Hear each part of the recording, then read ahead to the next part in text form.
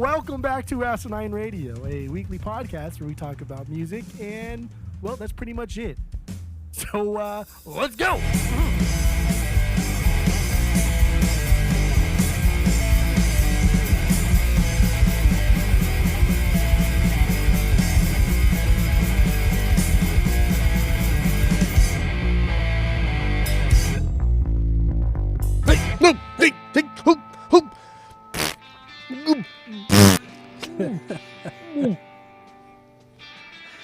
All right, this is Asinine Radio. This is the weekly music podcast where every week we take whatever band or artist we're doing and we listen to all of their records and we rank them from worst to best, and we also give our biggest banger from each of them, or maybe even a stinker. I don't know yet. I hate all reggae.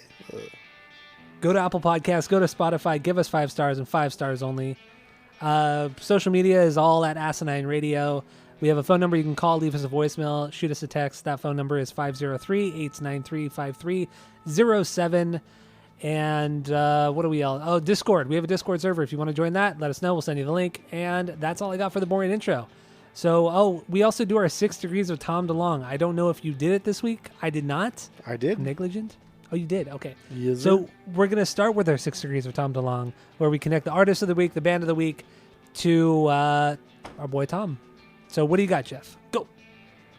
I just scrolled past it. Hold on there, brother. Hold on. Yeah. So our boy Mr. McIntosh appears on session guitarist Eric Gates' album called Negril. Negril. Never heard of it. Or Eric Gates. No. Gale. Sorry, not Gates. Eric Gale. Oh God. Right. Eric Gale plays guitar on the album Bad by Mr. Michael Jackson. Okay. Michael Jackson did a song with Eddie Murphy called What's Up With You, but it's spelled so stupid.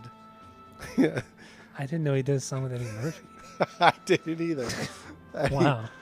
And then when I got to Eddie Murphy, it was just, it's all movies now. Eddie Murphy was in Shrek 3 with Seth Rogen. Seth Rogen did Knocked Up, and Jessica Alba was in it. And then Jessica Alba had a role in Idle Hands there with our boy Tom. It's our boy Tom. There you go. That was good. That was a good one. Yeah. Wow, Michael Jackson, Eddie Murphy. You've heard the Eddie Murphy song, though, The Party All the Time, right? Somebody actually, I think at the record store, they played it for me, and it was... it's so bad. I love it. It's a timepiece for sure. Yeah. So you didn't watch the video either? No. Oh, it's so stupid. Rick James is in it. It's so dumb. Great song, though. Great bad song. Okay. But, okay, so yeah. There's our 6 degrees of Tom DeLonge. I'll be more... I'll have one next week. So okay, that's fine. Let's move on to the rankings, the album rankings. So we are doing Peter Tosh this week, the classic reggae artist. And he put out 7 solo records, so we're going to be ranking those from worst to best. And like I said, we're going to be listing our biggest banger or stinker if we have one. So let's start with number 7, because that's a great place to start. What do you got, Jeff? Go. Lucky number 7. Yeah, so Mama Africa. You have this on the vinyls, don't you? When this I did. It's in my perch pile. Okay, yeah. Well, I mean, it's still in your possession. Yes, correct. Yeah, Mama Africa. That's my least favorite.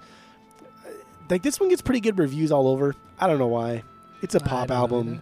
But there's not a ton of like strong pop melodies. Like I'm not opposed to pop albums. I mean, I fucking love a lot of our generation of 90s and early 2000s pop. Fantastic stuffs. But yes. if you throw me a pop album and there's no catchy songs, what are you fucking doing? Like you're dumb. You're trash.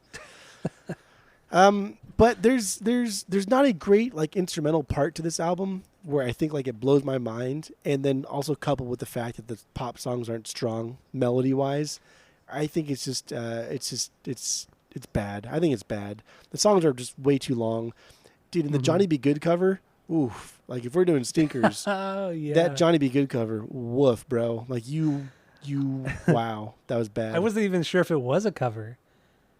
At first, like it took me like maybe almost a minute before I was like, okay, I guess this is a cover, but yeah, it's awful. It's terrible. That's a terrible cover. It's like chopped up and put together in such a cookie cutter like pop reggae way, and it's disgusting. Yeah, it's bad. It's a stinker. Don't care. No, it is. I totally agree. Totally agree. All right, so that's your number 7 is Mama Africa. Yeah. All right, my number 7 is No Nuclear War. Wow. His 7th record. This record was awful. It was so bad. This is probably like your number 2, you fucking cuck. No, this is awful. This is the shitty pop reggae that, a lot of white people started to do in the 90s, and, like Pepper and bands like that. It sounds like that boring ass reggae. Nothing really stands out. There's a lot of 80s synth stuff on here that was just, oh my God, dude. Just, I didn't listen to the last 3 songs on this record because it was just, it was awful. It was an awful record. It was so bad. It was terrible. Okay. I was like embarrassed listening to it. It was stupid. So yeah, I got no banger off this one. Okay. His last record. That's fine. Before he died. So what's fine. your number 6? 6 is Mystic Man. His 4th album, 1979. Still a pop-driven record here. Nothing great. A lot of production fluff here. A lot of instruments thrown in the mix. Just a lot of noise. Nothing is really like angsty or anything. Everything's just kind of like chill island vibes, Martin. Like that's what I get from this, and it's just meh. And this one would have been completely forgettable and off the rails. But that 9-minute disco type fucking song, that was pretty dope. That was a pretty cool song. I was very surprised because I was listening to it and I thought like, man, this is a fucking bullshit disco song. This is pathetic, bro. But then it kept going on and on and on, and I was like, okay, all right, you got me. And I was, bobbing my head, side to side, dancing. It was a good track. It was a good track. That was a good song. I wouldn't buy this on the vinyls. I don't care to listen to it ever again. I don't think I would even playlist that disco song, but I did enjoy myself while I was listening to it. I would get a 7-inch of it. Ooh. Would a 7-inch fit on it? 9 minutes? Oh. Would that song fit on us? That's cutting it close. It's really cutting it close. Yeah, that's cutting it close. But I think it would. Fuck. Yeah, I would definitely get a single of it. But anyway, yeah. So that was your number 6 was Mystic Man. My 6 is Mama Africa. I mean, this is a bad record too. Bad pop reggae. Like, luckily it didn't have all the synth crap like no nuclear war. Dude, why is that difficult for me? No nuclear war. Because you like nuclear war. That's your problem. It's hard for you to say no nuclear war. Yep. You're totally right. But Mama Africa, like I said, bad, just boring pop reggae. What? You're at a loss for words. I am. It's just, it sucks, dude. It fucking sucks. And I bought this from Glass House maybe a year ago, and it was $5. And I'm like, oh, cool. Like, I bought Bush Doctor for $5, and that was a good record. You have, how many Peter Tosh albums do you have? Well, I have 3. I'm getting rid of one of them, which is Mama Africa. You should be getting rid of all 3 of those. Why would I be getting rid of all 3 of them? Because all 3 of them aren't top fucking 2 Peter Tosh. You only need 2. You're so stupid. That's not stupid.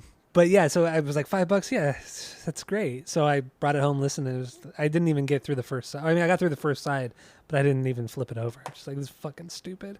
But I did listen to the entire record this week, and I was not impressed by the second side. So, Purged. So, what do you got for number 5? So you're purging Mama Africa, and you're purging nuclear war. Well, I don't have nuclear war. I thought you said you bought it for $5. No, I bought Bush Doctor for $5. Oh. No, Bush Doctor was $6. It was $6. Why did you just end your sentence right now with purged? Because I'm purging Mama Africa. Oh, I'm looking at my rankings and thinking something different. Yeah, that's on me. idiot. I'm super confused right now. That's on me. What's the third one you have? I have Mama Africa, I have Bush Doctor, and I have Legalize It. Oh, okay. Okay. All right. Yeah. Yeah. So number 5 is No Nuclear War, his seventh album from '87. Like lyrically, this one's like very on the nose, right? There's no subtlety, and like you can appreciate that if the music wasn't so pop driven. Like my biggest problem with this, because I do think there's a lot of like pretty damn catchy pop songs here, but like this reminds me of that Live Aid shit. And like Peter Tosh fucking hated that stuff. He fucking hated it. He hated it. That's not what he was about. So there are like some good things and bad things about this. Some of these like hooks are you can sing along to them just the moment you start to hear them. We don't have Sly and Robbie, so the bass is lacking like great lines, and the drums just aren't as crisp and tight. But Fight Against Apartheid, man, even though this is like lyrically what I just complained about, it does mean something because this album dropped like a week after Tosh was murdered, right? Did it really? Yeah. It lets the song have this sort of like eerie tone to it, knowing that Tosh was still fighting for the underclass like all the way until he died. And I think because of that lore, I put this a little bit higher because I agree this is just a dumb fucking pop record, but because it was released just right after he died, and like that song was pretty boss. PB. Fuck, I don't remember that song. PB. Really don't. All right, so you would not get this on vinyl, right? No. Okay. Nope. So my number 5 is Wanted, Dread or Alive. Hate that title. This is his 5th record. This wasn't bad. I just remember nothing from it. It was just very typical reggae to me. Nothing really stood out. I didn't feel like the instrumentation didn't really catch me, like my top 2 at least. So yeah, I don't remember anything about this. I have no banger off this one. I didn't even take notes because I listened to it and then I got maybe 8 songs in. I'm like, I have no idea what I listened to. I have nothing to even reference in my notes. So yeah, that's all I got for Wanted, Dread or Alive. I would never go back to it because I remember nothing from this. Okay. Just that it's typical reggae. Not bad, just typical reggae. So what do you got for number 4? I also have Wanted, Dread or Alive. That's his 5th album, 81. And I agree, this one was tough. I don't think there's anything terrible on this album. It's just there's nothing to write about. There's nothing here. There's no substance. It's complete filler. This is an album of filler. Yeah. The title track, Dread or Alive, was catchy and it was fun. Had some like horn actions in there that reminded me of like third wave ska, but still just very lackluster, and I just didn't care. But I will say the duet he did, the Nothing But Love duet he did with the female vocalist, stinker, fucking stinker. I thought that was absolutely awful. I can't even fucking believe how bad that was. It was bad. That one rivals like the Johnny B. Good as like some of his worst stuff that he's ever done. No, Johnny B. Good was worse. That was worse.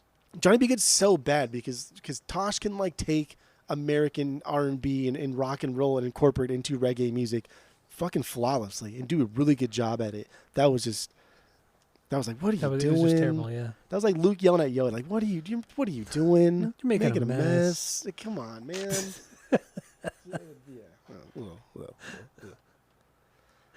That's one line from Star Wars I quote probably daily. You're making a mess. Like 95% of the people don't ever catch on to it. And I try to say it just like Luke. I go, I'm making whiny. a mess. Yeah. I do it to Tammy all the time. Does she know what it's from? No, she has no idea. She hates Star Wars. She has no idea what it's from. After all these years, if you just keep quoting, they're saying that same thing. Yeah. She's never caught on to it. Whenever literally every time she cooks in the kitchen, like she'll spill something. You're making a mess. I do the head thing too, like Luke does. He kind of does that little head thing. He sways it. Yeah, I do it too. It's so stupid. Such a brat. That's good. That's good all right. stuff. That was your 4, Wanted, Dread or Alive, right? Yeah, 4.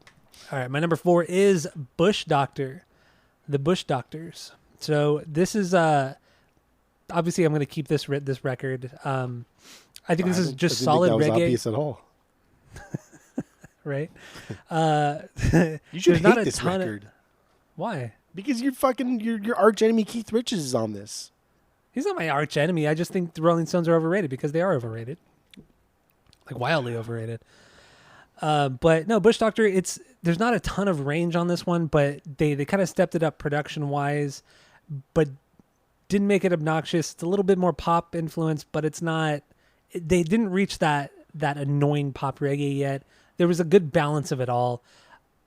I thought this was it was a good record. The title track, Bush Doctor, I think the backup vocals with the girls was just really, really good. I don't think he really, on Legalize It, I don't think he has the women backup vocalists, but so I think this might be the first record where he has them, and his voice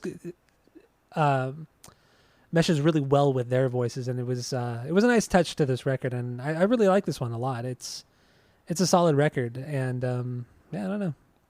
Okay. It's hard with these reggae records because a lot of the shit is the same. Ooh, easy. It is though. It is. It's not though. It's not. There's a lot of good. There's a lot of good nuance in here, and we're gonna get into it. On some of the stuff. I'm gonna add information to on your Bush brain Doctor? that is never. No, not to Bush Doctor. It's Silly Boy Talk. Bush Doctor is a purge pile. Easy. Is it really? Yeah. Wait, you already ranked this one? No. Yeah, you fucking idiot. You're fucking dumb. How many Tosh records do you have? Just equal rights? Oh yeah, I forgot to say I do have Wanted, Dread or Alive, Dread. Yeah, whatever the fuck it is called. Yeah, I do have that one also because I bought Equal Rights. I bought My Legalize It. I bought a couple Bob Marleys. I bought a Heptones. I bought a fucking ton of reggae one day, and then Dread or Alive was there, and I was like, oh, it's like $6 at Grace. I'll buy it. I never heard it, and I'm gonna purge it. So what do you got for number 3? The Bush Doctors, his third album.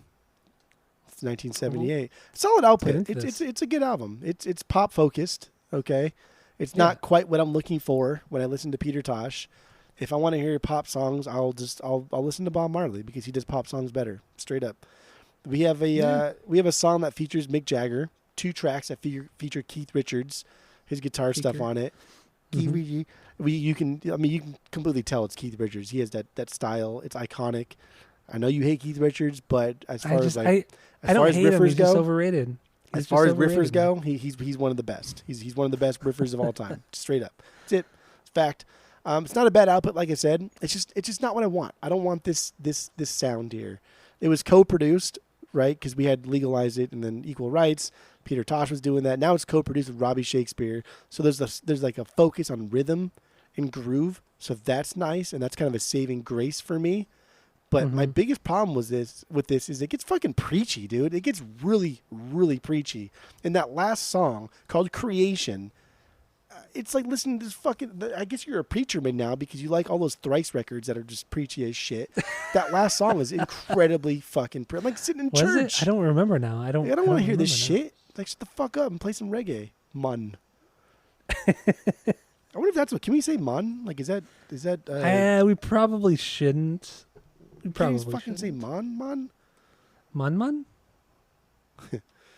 Yeah, Bush Doctor. We can't be doing that. We can't be doing that. I feel like that's no different than making fun of like a French accent, though. You're making fun of an accent. You can make fun of accents. No, you can't, because you can't do... I mean, you can, but like, I'm not even gonna do it. I'm not even gonna. That's do true. It. Like if we did like a Chinese accent. That's what I was gonna do. I was gonna do the. You know what I was gonna do. Why is that so bizarre? Like, why can we make fun of the French people so hard, but we can't make fun of like Chinese people? Because one was more oppressed than the other. That's the rule. So I don't know. I don't make the rules. I don't make the rules, Jeff. I thought you didn't make the rules because that's why they're all stupid. So that's why I thought you made them. But yeah, Bush Doctor by number 3. Okay. If I had it, I would purge it because I think both of it, his first and second album are so much better. I think there's a lot of much better reggae out there, and Bush Doctor is just not. It's not top tier reggae. So I don't have it, but I would purge it if I did. Okay, that's fair. All right, my number 3 is Mystic Man. Finally, his 4th record. I cannot even fucking believe that's not your number 3. I mean, this it's only my number 3 because of the one song, Buckingham Palace. Disco song? That's the only reason why it's my number 3. Otherwise, the whole album is forgettable. But that one song makes up for it. It's a good song. It's so fucking good, dude. It's like it's a 9-minute like disco funk prog song.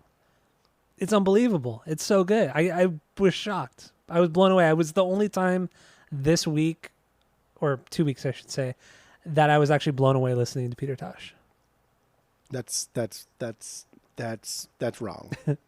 I like Peter Tosh, but I've never really been blown away by his music except for that song. There are things on Equal Rights that you should have been blown away by. Yes. There's a lot of cool stuff on there, but no, not blown away. Oh, no way. You didn't listen. That's fine though. Otherwise, okay, so yeah, Mystic Man. Otherwise, outside of that song, I don't. It's forgettable. Honestly, it's forgettable. And I would get this record for this song if it was like $3. I'd buy the single for sure if the single exists, but yeah, I would never care to listen to the entire record. Okay. So there you go, Mystic Man, my number 3. So what do you got for number 2? Legalize It. His first album, 1976. This is his first endeavor after leaving the Wailers, and it's fucking good, man. Like if we're comparing the two, my only gripe is that it's driven by kind of like a one-dimensional thing, and it just hasn't aged as well. No more way. Because like the marijuana thing and how it refers or how it incorporates into like the Rastafarian lifestyle, I still don't quite understand like the Rastafarians. Like they're Christians, but not really. Yeah, it's like Christians themselves. Maybe I just don't understand it. And I think Tosh is a badass. Like the dude's been smoking pot, and then he gets caught with pot in front of the Jamaican police, and then like blows smokes in their face, and they beat the shit out of them to the point of death. Still doesn't give a fuck. Still just keeps smoking pot. Dude's like an OG gangster. He was a fucking badass. Yeah. But like he still has Bunny Wailer here, and so he's doing a song that was in part written by Bob Marley, and there's still remnants of the Wailers on this one. So he's not like quite completely on his own yet. We're not hearing Peter Tosh yet. We're still hearing like the first album by the guy that used to be with Bob Marley at this point. I think it's a great album. I own it on the vinyls. I would never get rid of it. I think it's fucking fantastic. I think Tosh has some great guitar parts. And then he's got Robbie Shakespeare on bass, which he's just a fucking stupid good bass player. I don't know why people get so excited about Robbie or Sly and Robbie, Sly Dunbar, the drummer. I think Sly Dunbar, the drumming part, whatever. But Robbie Shakespeare on bass, just fucking unreal. The best bass player I've ever heard on any reggae album, for sure. But just the guy can the guy can groove. And he is a great bass player, but his bass is always so buried in the mix and it rarely cuts through. That's because, we'll get into it later on, but there's a reason for a lot of that. And one is because Tosh is producing his first album here, and there's a lot of influence from Bunny Wailer, and so there's a lot of kind of like a lot of that pop stuff that they were doing with the Wailers, and how that Wailers band they deteriorated because the band started to become focused on Bob Marley, and Peter Tosh and Bunny Wailer got like tossed to second class citizens within their own band essentially, and so there's still kind of that what do you call it when like you're unsure of yourself, that insecurity, self-conscious, insecurity, self-conscious. Yeah. I hear a lot of like insecurity with this one where I don't hear any of that with Equal Rights, and that's fair. That's a good. I agree with you on that. I'm just kind of like nitpicking here, and I fucking Legalize It is so goddamn good. It's so good. It's just below Equal Rights for me, but I think just like that like Legalize just doesn't quite have that I'm fucking done with everybody. Here's me. I don't give a fuck about anybody. Yeah, Equal Rights does, and that's it. I love this album though. I do too. And it's also my number 2. I think it's a more raw version of what?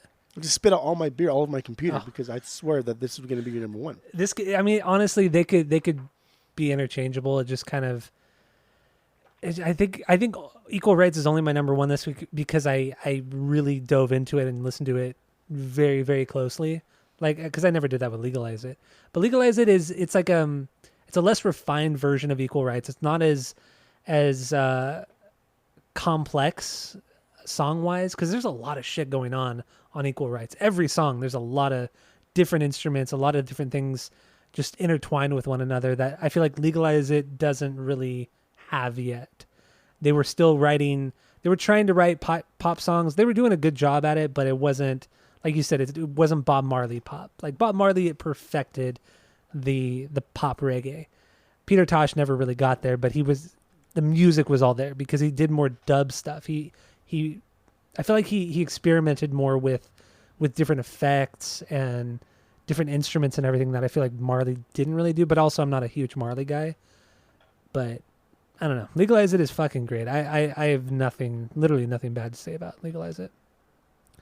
So, obviously, our number one is Equal Rights. Both of our number ones are Equal Rights for right now. So, that's all I got for this episode. Stay tuned for the main episode because if you didn't already know, we're getting into Equal Rights from Peter Tosh. So, that's it. That's all. Okay, man. Marley. Fucking idiot.